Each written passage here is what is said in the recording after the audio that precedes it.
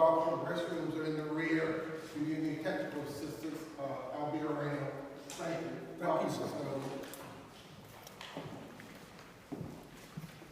Would you join me in thanking Will Rao, who was responsible for getting us the food and beverages?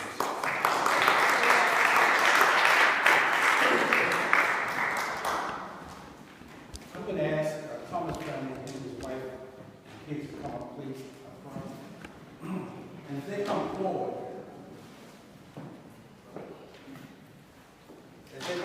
he's going to briefly share with the community as a police officer what he's been going through with the Annapolis Police Department.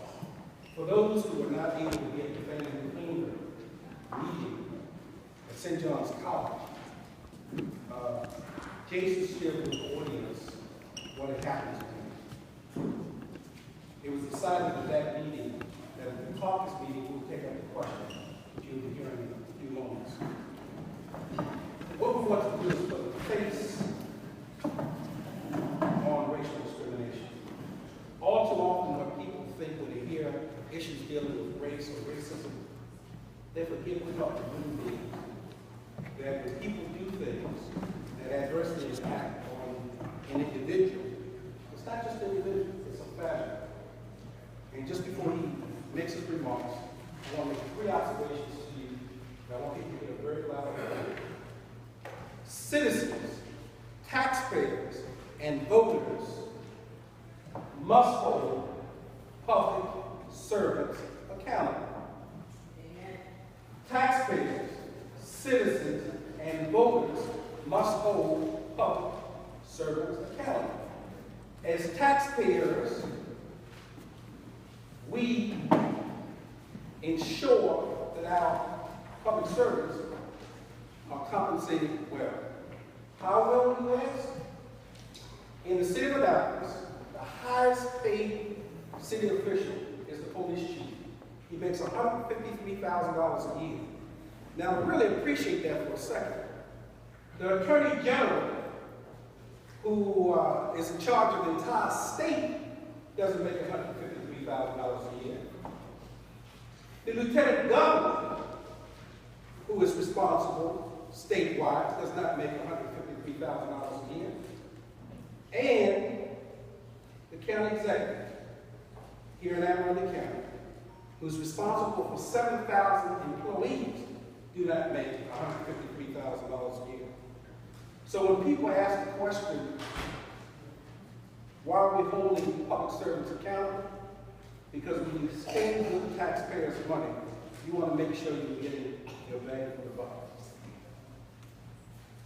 The Attorney General, the Lieutenant Governor, the county executive. In each one of those cases, voters get an opportunity to have their job they do. It's called re-election. But when you have a public servant who's not elected, it means that we the people have to at least express to our elected officials what we think. And that's in part what this vote's going to be about tonight. So, without further ado, I turn to Officer Jason Thomas. And if you could briefly give a little background and what you've been going through, then we're going to move to the next vote. Good evening, everyone. First of all, thank everyone for showing up tonight, showing support for me during this entire ordeal. It's been about, well, let me start over. This is my family. This is my daughter, Jamie, my wife, Carolina, and my son, Jonathan. During this entire ordeal, my wife has been very supportive through the rough times and the tough times that I've been on leave without pay and ultimately being fired by the city of Annapolis Police Department. So briefly, approximately a year ago, I shared with everyone my story over at the city hall at the community hall meeting. I began my career with the Annapolis Police Department in February 2013. At that time, I had 13 years of police experience as a police officer. I dedicated my life to this profession for now 16 years. I had the courage to put on my uniform every day and sacrifice my life if I needed to in order to make the city of Annapolis a safer place for the citizens and the community. Unfortunately, in May of 2014, while on full duty, I was injured in the line of duty. After an unsuccessful surgery and several denials from the city regarding different treatment plans, I was ordered back to work in May 2015 after I was briefly examined by one of the city doctors.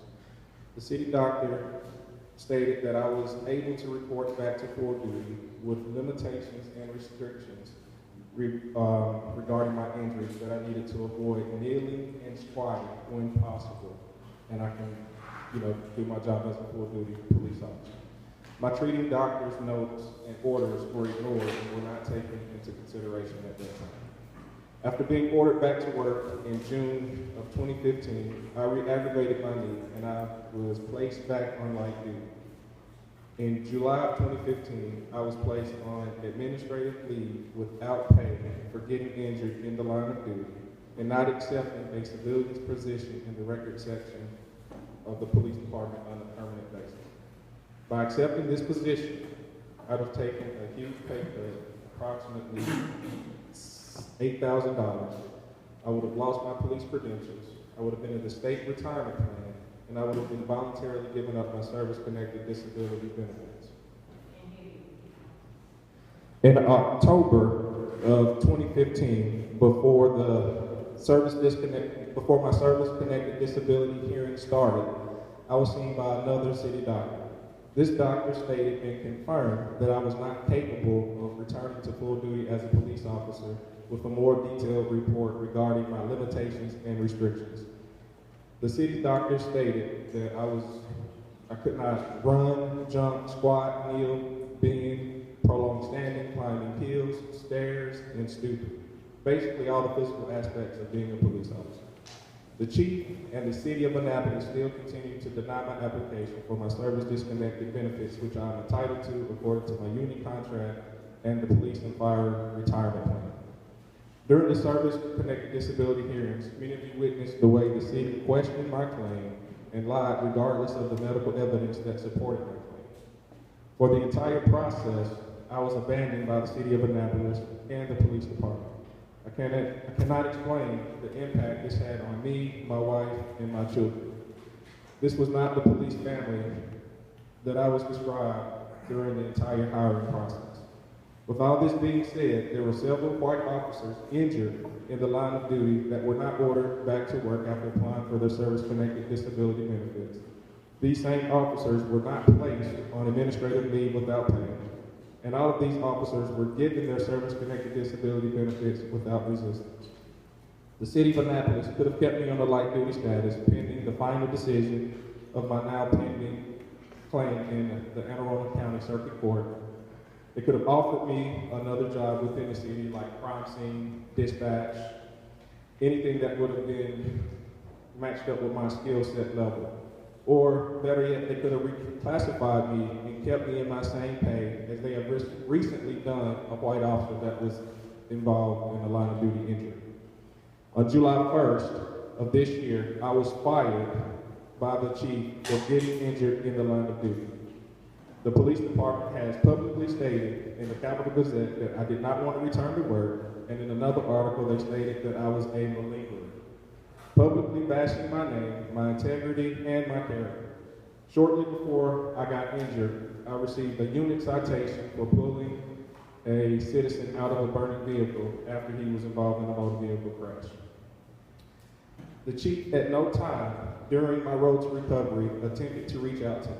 The only times he contacted me was via letters where he told me I was fired, and a few weeks later he sent me another letter stating I needed to return my equipment and uniform, and if I didn't, legal action was going to be taken against me. The same chief and department defended white officers of domestic violence. Some of them had more than one accusation. Officers lying and changing police reports and warrants, and detained a black male instead of a Hispanic male, and they stated that this was good police work. Guys, it's time for a change. That's all. This is my story. It's been going on for a year. Honestly, I thought by this time I would be having a different conversation with you, but the struggle and the fight continues. Thank you for all your support. May God bless you.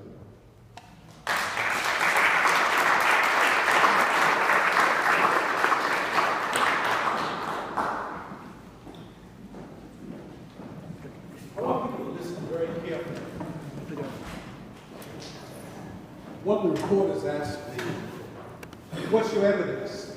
There's this disparity. I want you to listen to the resolution.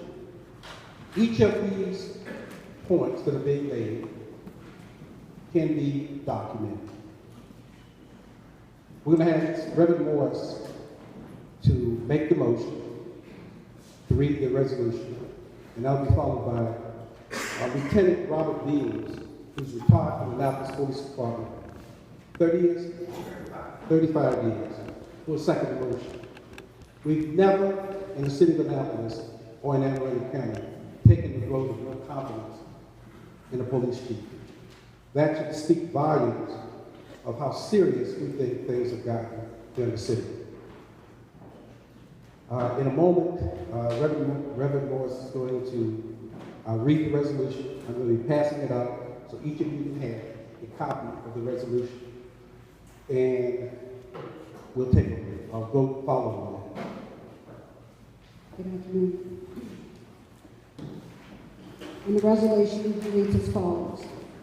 The Caucus of African American Leaders resolution vote of no confidence in Chief Michael J. Pristoop.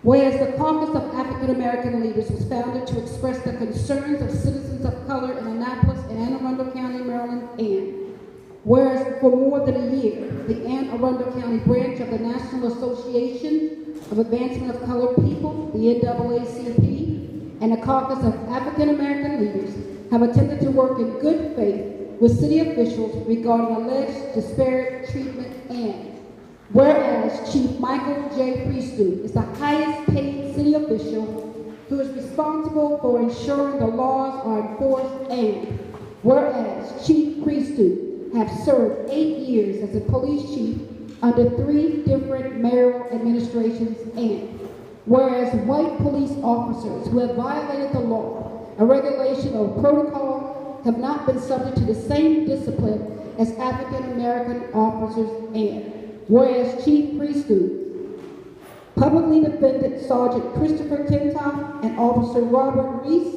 wrongfully detained and allegedly physically injured an African American male when the suspect was a Latino male. The chief referred to this as good police work. And whereas in a separate matter, the Maryland District Court found that Sergeant Tintoff altered an arrest warrant, changing the race to secure the arrest of a person whom he wanted to arrest. Precedent exists where similar police conduct impacting on the integrity, veracity, and truthfulness of a police officer can lead to criminal defendants having their cases dismissed.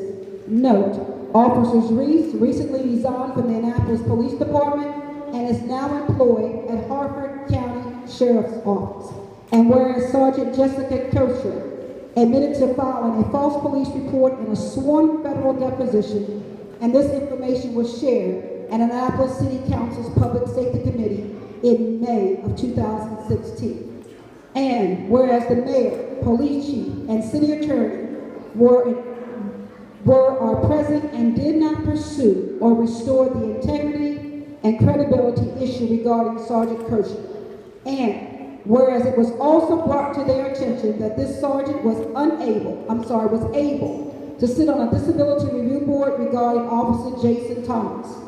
And whereas Sergeant Kircher was also awarded a take-home car shortly before his hearing took place.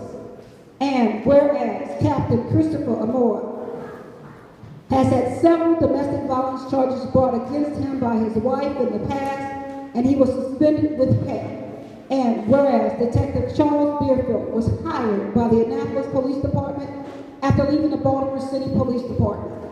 And whereas Detective Beerfield was linked in a published Baltimore City article to an alleged false report about an Equal Opportunity Commission complaint.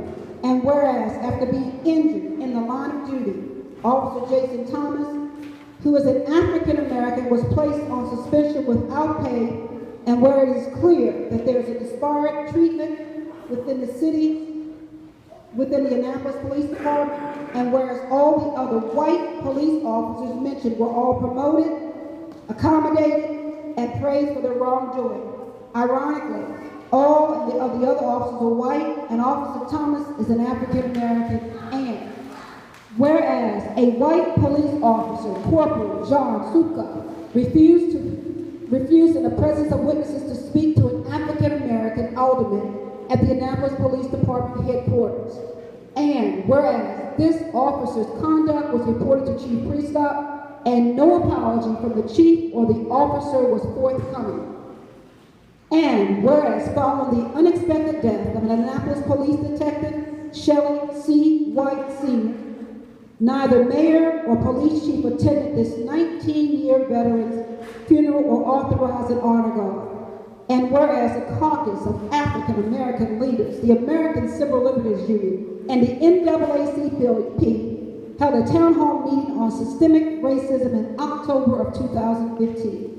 And whereas the numerous recommendations that were made to the Annapolis City Council have not been implemented, and whereas the city of Annapolis have experienced record homicides, and whereas Chief Pristoop told members of the Maryland General Assembly that 37 people had died from marijuana overdoses in the state of Colorado, and whereas the aforementioned testimony brought both ridicule and reflected poorly on the Annapolis Police Department and the Maryland Chief Police Associations, Incorporated, and whereas at the time Chief Pristoop was serving as the president of the Maryland Chief of Associations at the time of his testimony, and whereas the Caucus of African American Leaders and the NAACP have attempted to resolve Officer Jason Thomas's case, and whereas the Caucus of African American Leaders want the Annapolis City Council, the Anne Arundel County Council, and the Anne Arundel County Delegate of the Maryland General Assembly and the public to be aware of our concerns. Therefore, be it resolved that the Caucus of African American Leaders wishes to express a vote of no confidence in Chief Michael J. Pristoop, and that the body authorizes that copies of this resolution be sent to members of the Annapolis City Council, Anne Arundel County Council, and the members of the Maryland General Assembly, and is affirmed this 11th day of October 2016, and the resolution is set forth. A motion has been made. Is there a second? Second. Properly moved and second. Any discussion? Call for question. Question's been called. All those in favor signify by saying aye. Aye. Those opposed? Ayes have it. Thank you very much. We'll now go to the next item on the agenda. This will be a presentation by by Deputy Chief Kevin Simmons. While he's coming forward,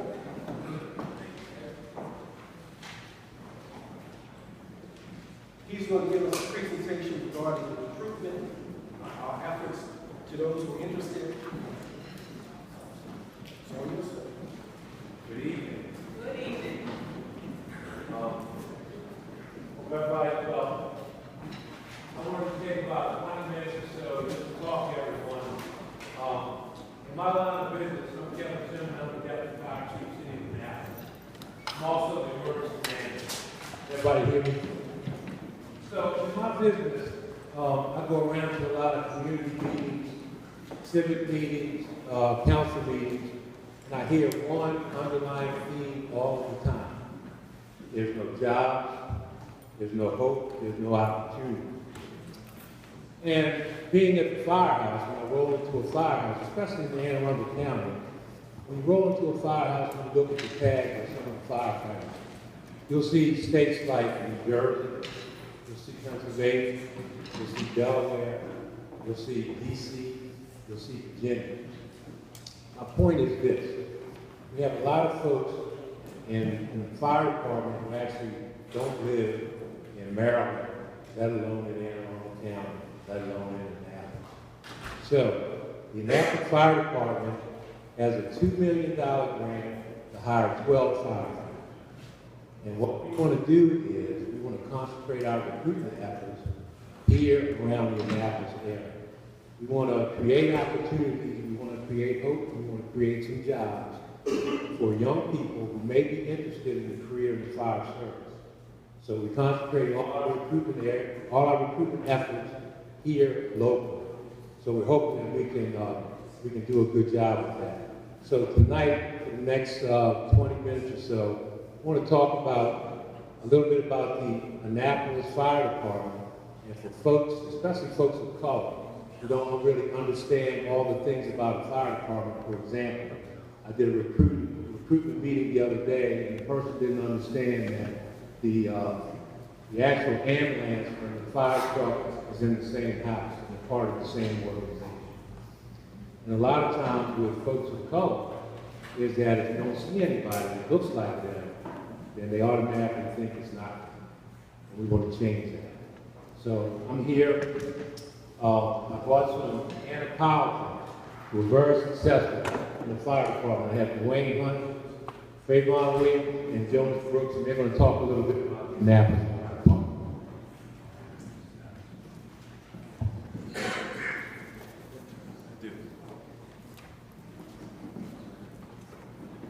Good evening, everyone.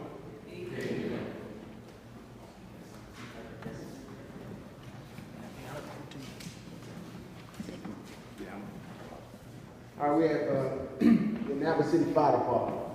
The Annapolis City Fire Department is protecting 7.2 square miles every day when we come to work. 300-year-old historic city.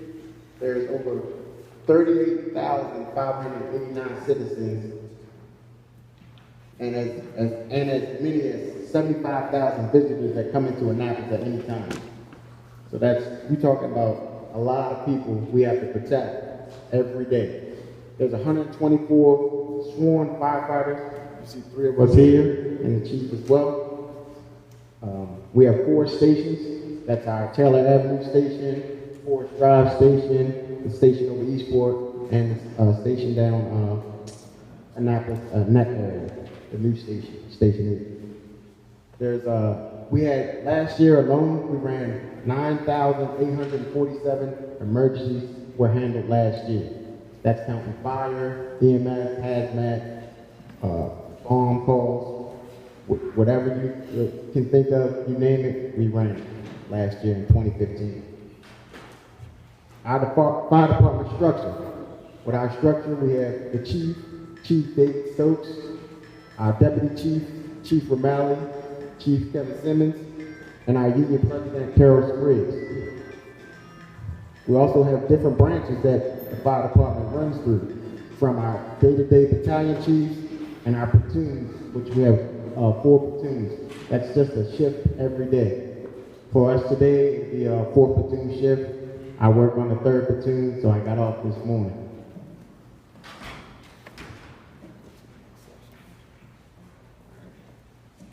(2015) incident response types. All right, we talked a little bit about it earlier. We had 7,302 EMS calls. That's just EMS calls alone. That's from a stubbed toe to a heart attack. Fire calls, 1,567. I bet nobody thought we had 1,567 fire calls in the night. Service calls. A service call could be something simple as helping someone off the floor, someone locked out the house, kids stuck in the car. Service call, 712 service calls last year. Rescues, 172.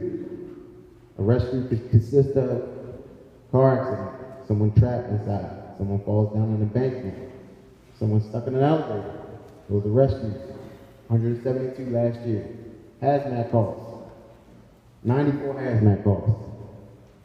We have all kinds of vehicles riding up and down the streets of Annapolis, coming off 50, West Street, chemicals, pools.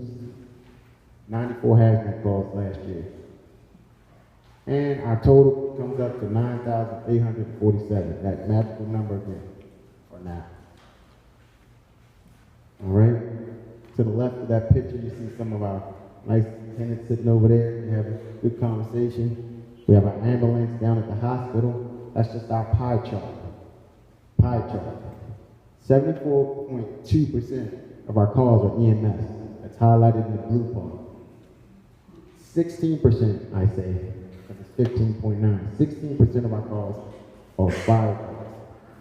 That makes up about 90% of our calls right there. But most of our calls you can see right now is EMS. So we definitely need more firefighters on hand to help with EMS. Okay. Why we want you? It's very important. We want city residents. Myself, Trey Ryan Jonas, we've been in the department for 8 to 10 years. 8 to 10 years is probably the last person that came from Annapolis to be a firefighter.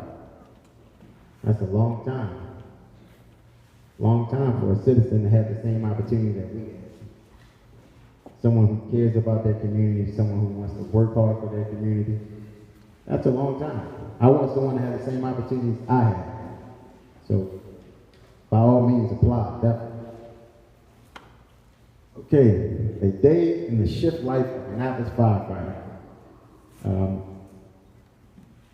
That picture on the right, with the ladder truck, and all that hose in the street. I was actually on that call. That's downtown Annapolis, Maryland Avenue. It was one of our chief's last call before he retired. This area is very historic, very beautiful. One of the most best kept secrets in the world. People gotta come and visit Annapolis. That's how I feel. Because I'm born and raised here. I love it to death. I live in parole. I just love Annapolis. I go anywhere. I tell people you gotta come visit the state's capital. It's not Baltimore, Annapolis. So I'm gonna let Trayvon talk a little bit about some station life. Just maybe 2 minutes or something about how we operate day to day, maybe how the shift runs a little bit. Good evening. One of the main things that I found interesting before I actually applied for the fire service is that for 24 hours we live in the fire. People think like volunteers, you come and you go. Once you show up in the morning for your shift, you live there for 24 hours. These guys become your brothers, and your females, they become your sisters. And it's a family. You spend 3/4 of the year at work. So, I'm sorry, 1/4 of the year you spend actually at work. So you don't spend that time with your family at home. So you get replaced, your family gets replaced with your family at work. And it's not a bad thing. I actually come to enjoy it. I'm not on the shift right now. Currently, I'm part of the bomb squad, the Fire Investigation Bureau. So I'm on the day work schedule. But I actually like the day work schedule better because I get to see these guys, my family, and I still get to go home and see my family at home. So, Jones, want to say anything? Okay. For me, I haven't been on shift work for about 5 years. I'm in the bomb squad. And just like I was saying, you become a family. We become a family, and we get to. And I like it. I like working for a city of Atlanta because, like you said, it's no better place to be able to protect your home. You want to be able to protect what you know of, something that you haven't invested in. So I've been in Annapolis all my life, so I'm like, there's no better place to work for than the city of Annapolis. We're a small department, but and like you're saying, by us being a small department, we have a nice unity. We know each other's ups and downs. We know what's going on. So when somebody's having a bad time, everybody pitches in to help out. So that's one thing about I can say about that. And as far as the shift life, when I was working on shift, like you were saying, it was just like a big thing.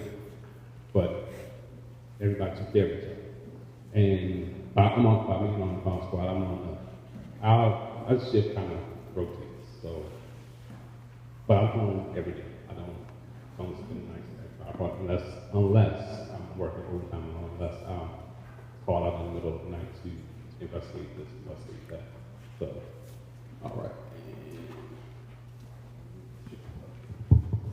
All right, typical shift schedule. Sorry about that. 24 hours a day, 8 to 8 a.m. We normally report to duty about 7 o'clock because you really want to be there at least an hour early to relieve your brothers and sisters.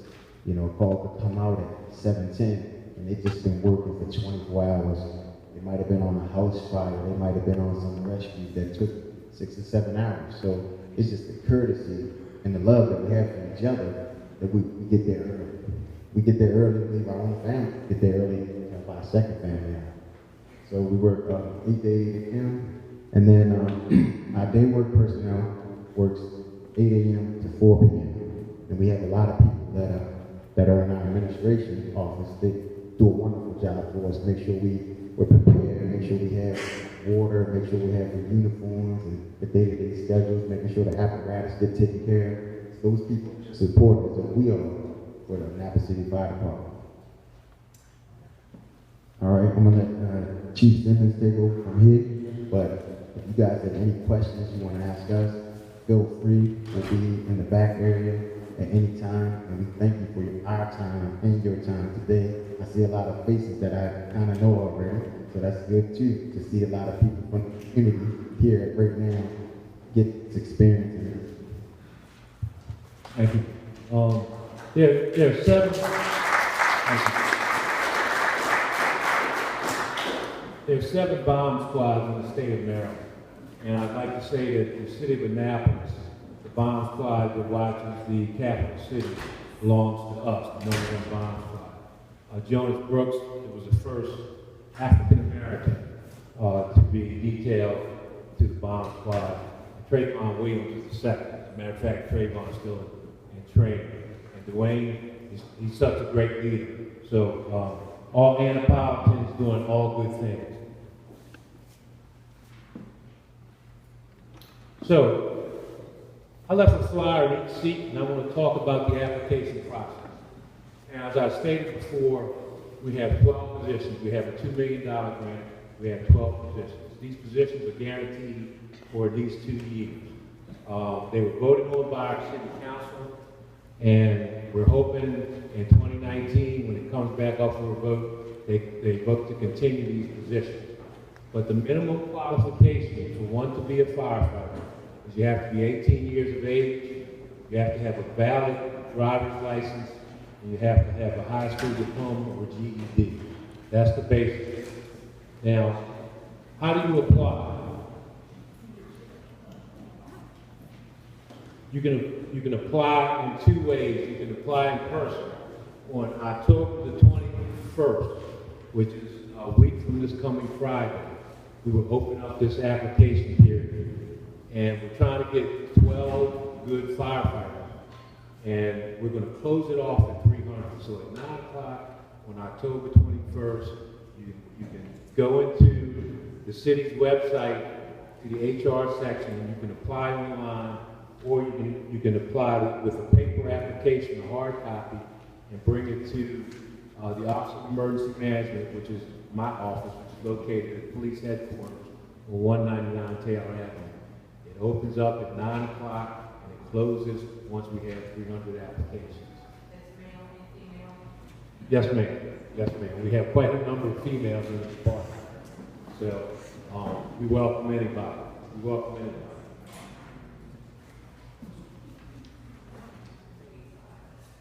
So just a little bit more about the process.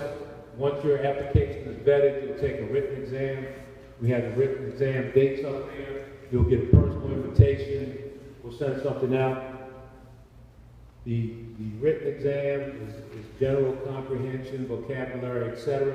The written exam is written on an 11th grade level. Now the fire academy is taught on like a 10th grade level. So once you pass the written test, we have an oral interview board, very diverse panels. You get an interview. If you do well in the interview, you'll be invited to our physical agility test. And from there, we make a decision. We make a decision on who's going to be the lucky folks, the lucky 12 to come to the Annapolis Fire Department. Again, we want to try to create opportunities locally. You know, when I open this up, this is not going to be opened up until October 21st. So once that opens up and we announce it, you better believe folks in California, Wyoming, New York, Canada, all of those folks who just peruse the internet all day long looking for firefighter jobs, they're going to apply. I know it because they do it all the time. I hire previously trained firefighters, and I get applications from Colorado, Texas, all over the place. Now I have the opportunity to do entry-level firefighters, people who are just starting out, trying to get into the world, have all the traits, and have all the knowledge, skill, and ability that we're looking for. We want to extend them an opportunity. And we hope we get a lot of overflow. So, is there any questions?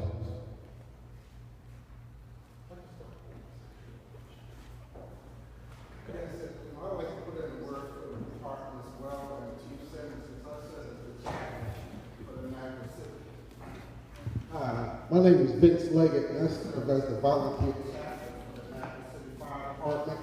And looking at modern day fire departments and emergency services, just the chaplain's corps is another key part of it, just with a lot of the challenges that men and women face. But there are also auxiliary services to support this body of work.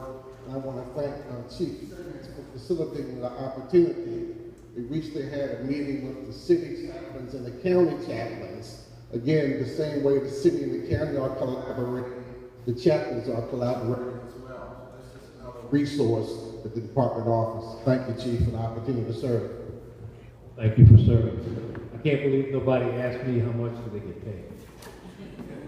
So starting pay is $41,775. And another question I'm asked all the time is that, you know, do I have to go through fire school once I get in the firehouse and my pay starts? No. Once we hire you, you go to fire school, you're making $41,775 in fire school. Fire school is 26 weeks long. So it's extensive training. You go through 26 weeks of training before you even walk into the fire. But you're making your salary pay. Can you talk about what some skills or experiences that might be a plus for people to have, and then if there's any disqualifying, background checks, if there's any disqualifying? We do background checks. I actually made notes on things that are disqualifiers for me. But somebody want to talk about that one? Sure. As far as things that are bonuses and pluses to have coming into the fire department, if you have an EMT already, that's a bonus because when you go to the academy, you get trained for your EMT skills. But if you already have it, it's a bonus for you to already not have to go through that process. So you don't have to have it, but some of the traits we look for: ability to get along with others, willingness to perform and assign tasks that related to your job, ability to understand and follow oral written instructions, ability to keep simple records, have an aptitude for mechanical work. Here's a disqualifier. If you cringe at the sight of blood, this job's not. If you're afraid of heights, this job is not for you. If you have a problem getting up in the morning, if you have a problem getting places on time, this job is not for you. If you have a problem with confined space, you claustrophobic, this job is not for you. You need to be reasonably physically fit to be a firefighter. And if you can't get along with diverse populations and communities, I don't want you. So, any other questions? Yes, sir. The side of the vehicle you use, do the applicant have to have a CDL license? No. They're just, for entry level, you just need a valid driver's license. So everyday driver's license. With that license, you can drive an ambulance. And that'll probably be one of the first things you do when you get out of fire. So you just have to have a regular, valid license. Yes, ma'am. No maximum age. Great, son. And,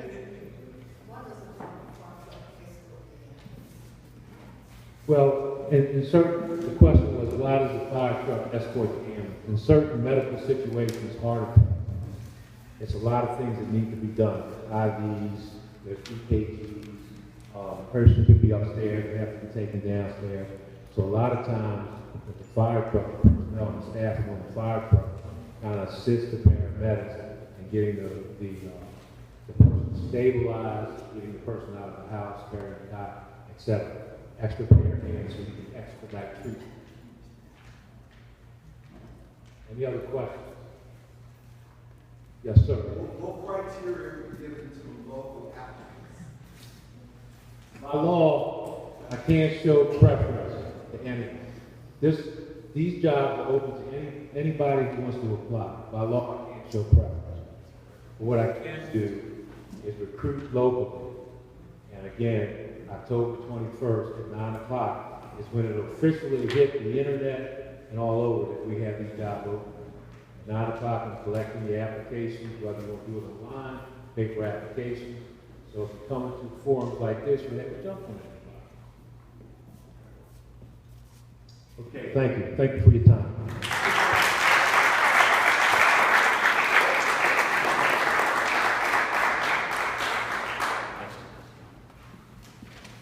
The next item on the agenda is the November election. I just want to, everybody's been following the national election very closely. But one of the things I want to make people aware of, if you're not already, Anne Arundel County has had a judicial system for 350 years. However, no African American woman has ever been appointed to serve on the circuit court in Anne Arundel County. And the only way you can get on the circuit court in Anne Arundel County is either the governor has to appoint you or you run for election. The point I want to really emphasize is this. I've known 20 governors over the years. Some of you may recall the acting governor called Claire Lee. In Anne Arundel County, there's been a tradition that this election may break for the first time. The tradition has been, regardless of whether it was a Democratic government or a Republican government, they never appointed an African American woman. A year ago, 7 highly qualified African American women applied to be appointed to the circuit court. It started with a former governor, O'Malley, and then it went to President Governor Paul. The nominating committee, which has to recommend names to the governor, did not recommend any of those women. So Claudia Barber, who's an administrative law judge, is running for public office. On November 8th, if she's elected, she will have broken a 350-year tradition in this county. It will become the first African American woman to serve on the circuit court in Anne Arundel County. Of all the races that's going on, with the exception of the presidential election, this is probably one of the most important elections in terms of how it affects people. Courts have a tremendous impact locally on the lives of people. And unlike any other appointments, think of this for a second. The person who's running for the United States Senate gets a 6-year term. The person who's running for Congress gets a 2-year term. The person who's running for judge gets a 15-year term. Whoever becomes judge will have a greater impact on the local community than even the president, because the president can only serve 2 terms. That person who gets elected will be there for 15 years. It's a very important race. It's one that a lot of people don't pay a lot of attention to. So again, Claudia Barber is a candidate that's running. We ask you to look at her credentials and make a decision as to whether you think she would be worthy of your support. Eric has Nate's on the agenda, and as Eric comes forward, he's going to tell you about a program that really got started through a Lake community activist. Her name is Bertina Nick. For those of us who knew Bertina Nick, Bertina believed that it's important for people in the community to understand how systems work so they can impact all those systems. And Bertina Nick came with this idea of a neighborhood leadership academy, which would train people to understand how government works, how the process, how the system works. So with no further ado, we'll let Eric lead the presentation.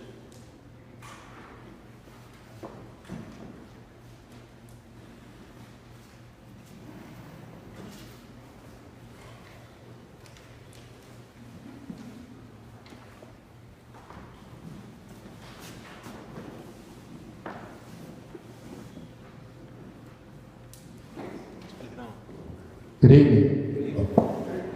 Sorry about that. Bill Keith is with me here tonight.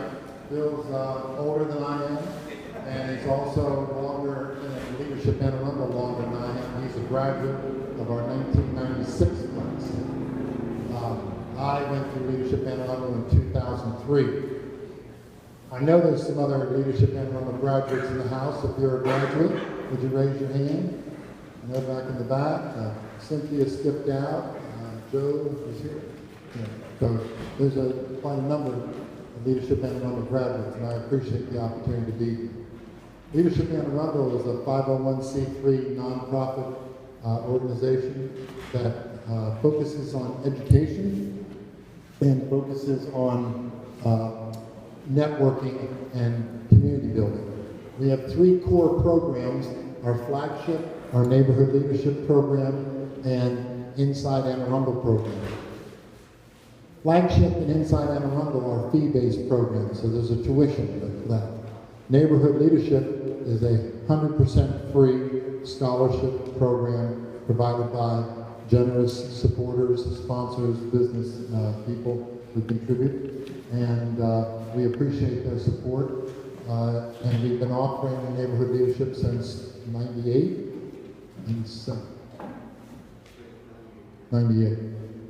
And we need your help because we're not doing a good job. Carletta Allen, pastor of Asbury United Methodist Church, is in my Rotary Club, or I should say I'm in her Rotary Club. And I say, Carletta, how do I get the word out? Janet Hayes Williams.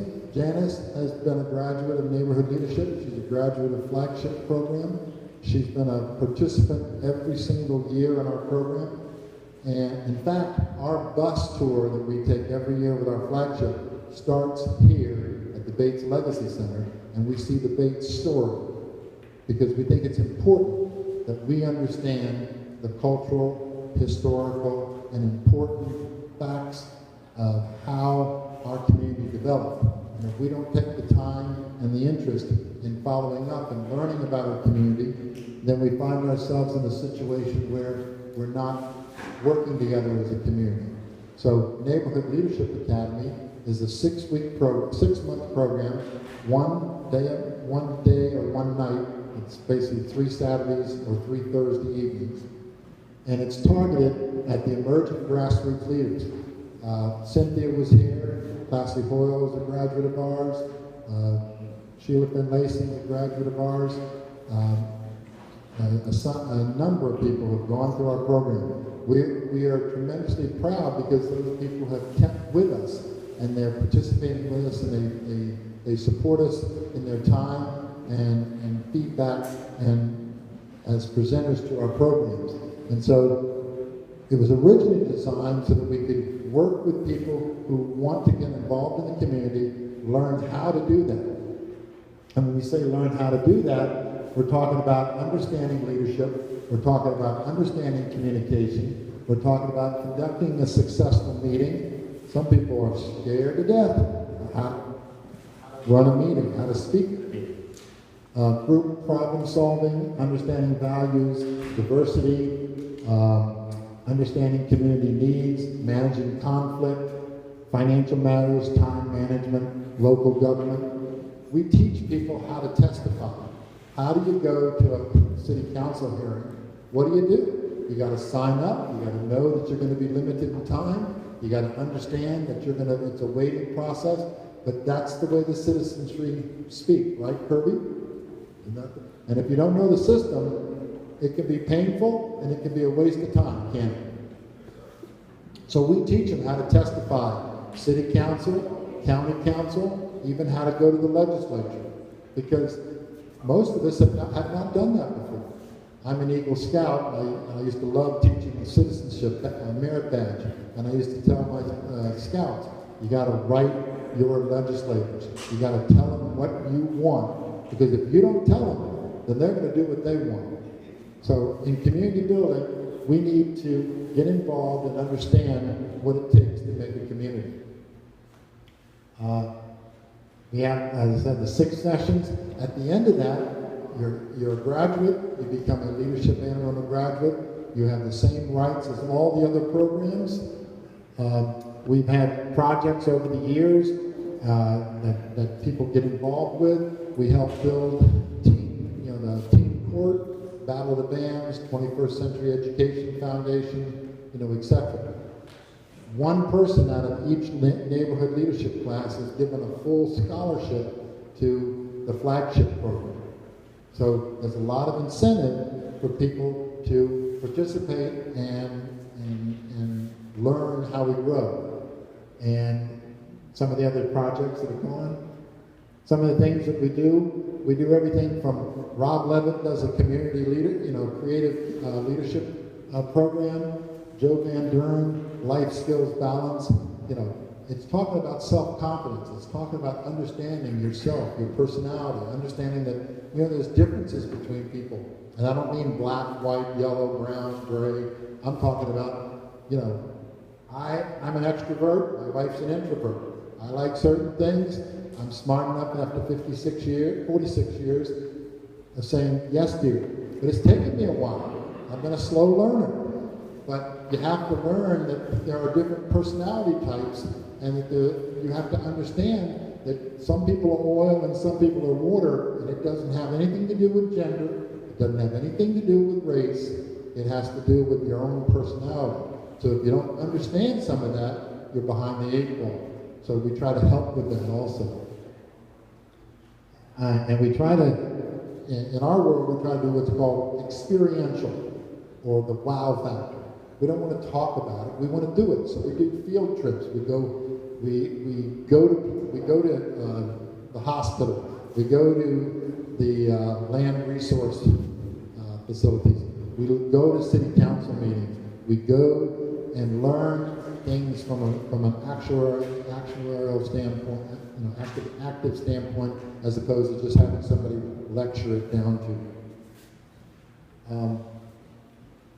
What is Leadership Animal in all? We have programs, we have newsletters, we have social events, we have partnerships and sponsorships, we have a board of directors. This is my boss, he's the program chair.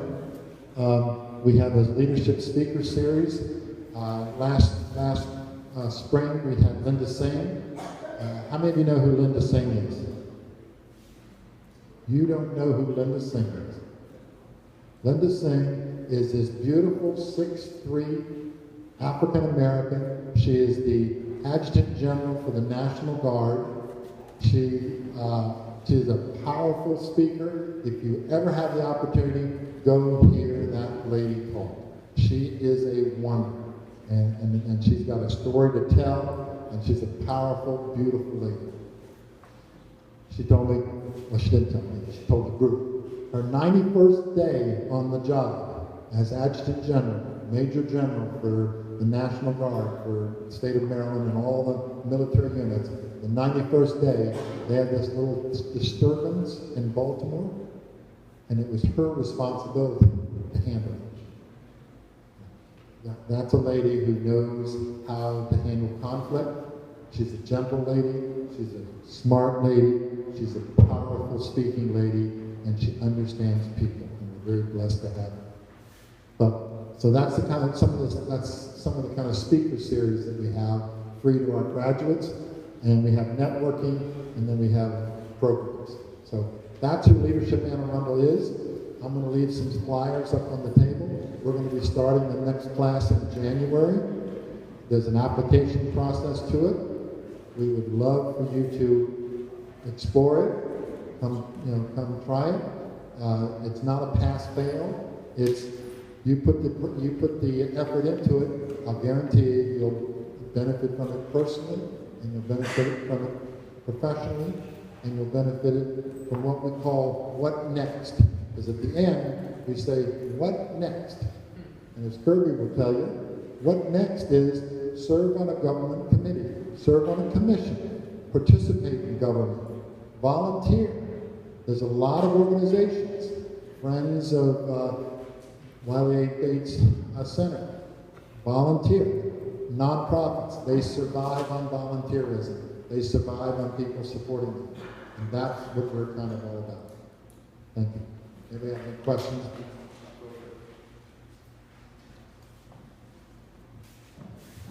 Round of applause.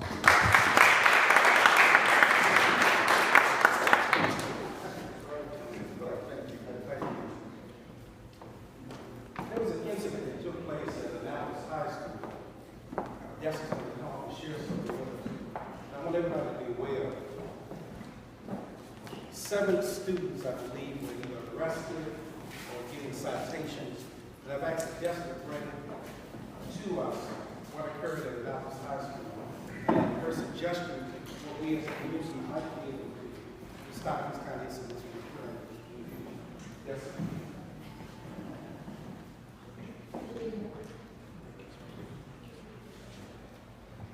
Good evening.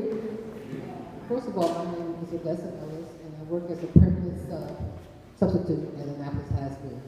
I've been there for about 15 years, and I love it. First, I want to say I had 2 sons and 1 daughter who graduated from Annapolis High, and there has always been fights similar to this one. It's different this time because we are having so many shootings in the community, and the parents are afraid of weapons coming into the school. This fight began last Thursday before the first period around 7:10 a.m. Students were entering the building, and it appeared to have been out of control because after the first fight, 2 others started up in different areas. Years ago, when fights started up, teachers and students broke them up. There were no SROs. SROs are student resource officers, they're policemen. At that time, there weren't any SROs in the building, but they just came to, I think, Annapolis High maybe about 7, 8 years ago. Now, when fights break out, the SROs are most of the time call the county police for backup. We have 2 SROs at Annapolis High. Both are African American. I would say the problem we have now in schools and around this nation is poverty and racism. Our students in certain neighborhoods are deprived of rest, good nourishment, and strong parental guidance. Also, our school, just like many other schools, is having a difficult time addressing these societal concerns.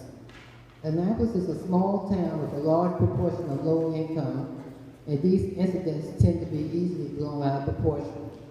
Also, the academic data at Annapolis High ranks African Americans last in so many categories. So what do we need to do? We need to know why we are always, the categories most of the time are white, Hispanic, Asian, and African American. And in most of these instances, as far as academics are concerned, African Americans are at the bottom as far as scores. So we need to try to figure out why we are at the bottom. We need to be persistent and find out why we rank the lowest in academics, and to be consistent with finding out the answers. We need to make changes that are beneficial to help us not to be last. We need not to just show up 2 or 3 times and then let the madness fade away. Hopefully the Anne Arundel County chapter of the NAACP will be able to take the lead on this. I think we also need to have more community involvement in the schools. Sometimes just come and sit in a classroom and see what is happening, because most of us aren't informed about what is happening in the schools today. Before I started working as a substitute teacher, I didn't really know, that things had really changed so much from the time I went to school. But we think school is like the way it was when we went to school, but it isn't. The Annapolis High School population is almost around close to 2,000 students now. We have a large population of 2,000. And out of the 2,000 students, how many students do you think are in the VOTEC program? First of all, I need to say Annapolis High School is an IB school, International Baccalaureate, that's the top program there. And then we have a PVA program called Performance Visual Arts Program. And then we have a VOTEC program. So out of 2,000 students, can anyone kind of guess how many they think will be in the VOTEC? 500? Take the zero off, we have 50. So a lot of people say, well, why aren't the kids doing this, or why aren't they failing? Well, there's only 50 kids in the VOTEC program. Why is that? Because a lot of our kids aren't going to college. They need skills, they need training. You'd be carpenters or auto mechanics. When I went to Base High School right here, the shop area was right down there where the senior citizen building is. And we had a strong VOTEC program, auto mechanics, carpentry, and everything, But now, there's only a handful of kids that's doing VOTEC. So we need to kind of look into that and find out why the number is so low. And what are the qualifications for our students to take VOTEC? We need also to stop blaming the parents for everything. I'm not saying that, we should, held them responsible for, their children's behavior. But we tend to say, well, we can't do anything because it's the parents' responsibility. And really, it's so much going on in this society today that we need more people. We need more groups to get involved, church groups to get involved, organizations to get involved, to help us raise these kids and break the cycle. With the welfare cycle, when Clinton decided to change the welfare reform, they changed it. So why can't we just break this poverty cycle as far as,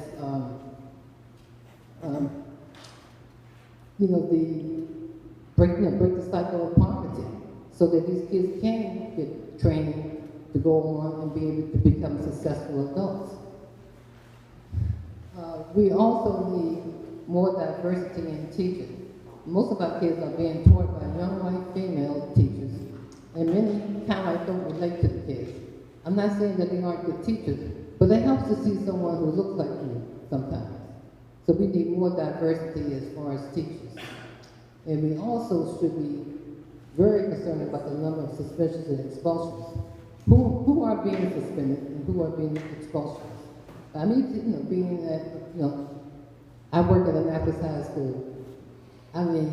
Especially now with the SROs in there, police coming in on a regular basis, and you're seeing our kids taken out in handcuffs on a regular basis. And it just breaks my heart to see, especially our young African American males handcuffed, taken out for any reason it could be. It's mostly African American males that are being taken out in handcuffs. So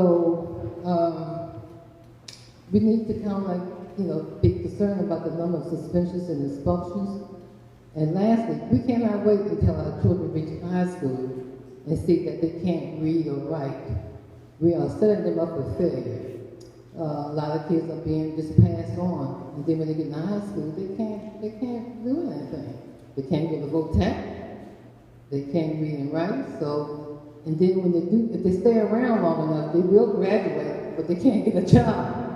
So these are some of the things that we need to check into, and if you have any questions, you can just kind of like that.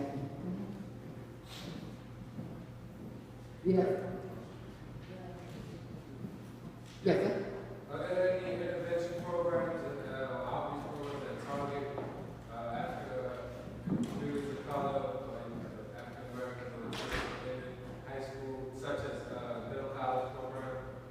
Well, this is the last year for the middle college program that was at Sojourner Douglas. This is the last year, from my understanding.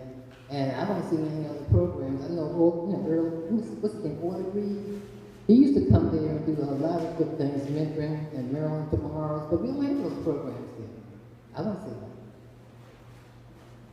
Is the culture, the administrators of the high school, are they amenable to this kind of intervention? Because if the culture there is not amenable, then whatever the community wants to do, it will not be received well. And the other thing is, I guess my real concern is, I don't have any students at Annapolis High School, but that doesn't mean that I don't have an interest in that school. Where are the outreach initiatives that should be involved in that community school? Because it is a community school, it's just right in our community, regular community. So those are the things, I mean, I think we need to know before it becomes bombarding in the school. Well, Without being accepted. as far as the outreach, there are a lot of people at the high school who are not, they aren't from here. Okay, is the principal acceptable to this kind of information? Hmm. Is the principal acceptable to that kind of community involvement? To your knowledge? I don't really know, but. Because that's where it starts. It's got to start there. I just can say that they do have an outreach committee, but a lot of them don't look like us, so, that's the reason why I'm saying that the community needs to be, I mean, if you're really interested, we need to be in the school more, because, a lot of teachers aren't from here, the faculty isn't from here, so it's not that many people from the Annapolis community that really works there.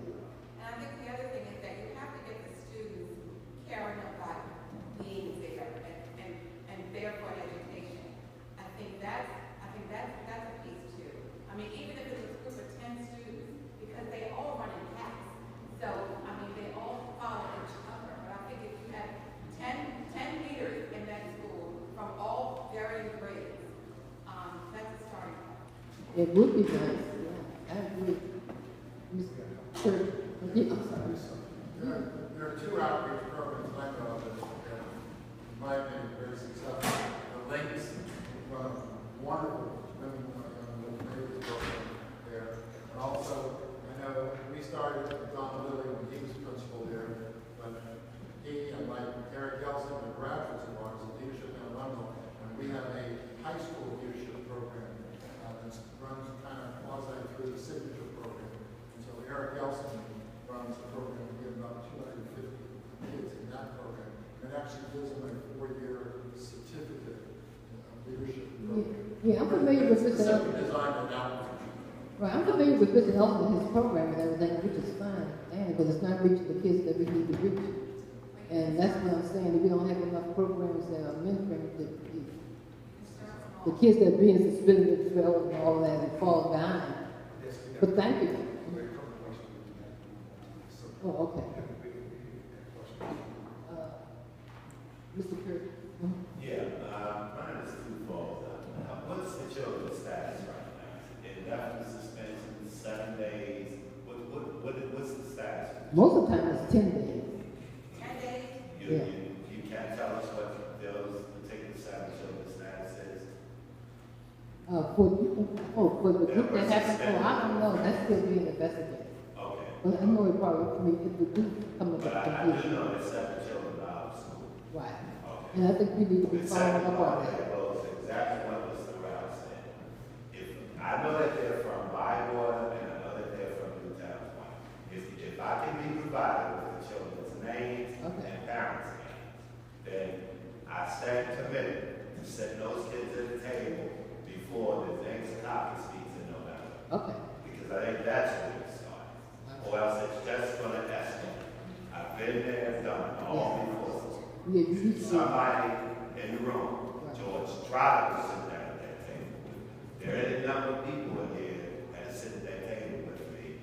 If I provide you with those children's names or have the principal, our whoever in the department wants to give me those names,